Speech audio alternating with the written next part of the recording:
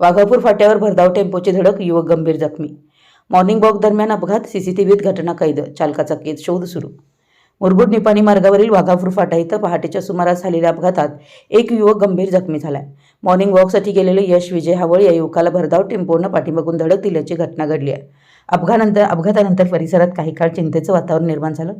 मिळालेल्या माहितीनुसार यश हावळ आणि त्याचे दोन मित्र नेहमीप्रमाणे पहाटेच्या सुमारास मुरगुडहून आदमापूरच्या दिशेनं चालण्यासाठी गेले होते.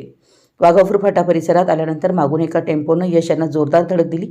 या घटनेत ते गंभीर जखमी झालेत. परिसरातील एक व्यावसायिक आस्थापनाच्या सीसीटीव्ही कॅमेऱ्यात ही घटना कैद झाल्याचं सांगितलं जात आहे. अपघातानंतर चालकानं काही क्षण वाहन थांबवल्याची माहिती असून नंतर तो घटनास्थळावरून निघून गेला. जखमी युवकाला मित्रांनी तातडीनं मुरगुड ग्रामीण रुग्णालयात दाखल केलं. प्राथमिक तपासणीनंतर अधिक उपचारासाठी त्यांना कोल्हापूर येथील CPR रुग्णालयात हलवण्यात आलं. या घटनेची नोंद संबंधित पोलीस यंत्रणेकडे करण्यात आली असून फरार वाहन चालकाचा शोध सुरू असल्याची माहिती मिळाली आहे. दरम्यान आदमापूर तीर्थक्षेत्राकडे जाणाऱ्या या मार्गावर वाहनांची मोठ्या प्रमाणात वर्दळ असते. भरधाव वाहनांमुळे पादचाऱ्यांच्या सुरक्षिततेचा प्रश्न निर्माण होत असल्यानं वाहतूक नियमांची अधिक प्रभावी अंमलबजावणी करण्याची मागणी स्थानिक नागरिकांकडून होते.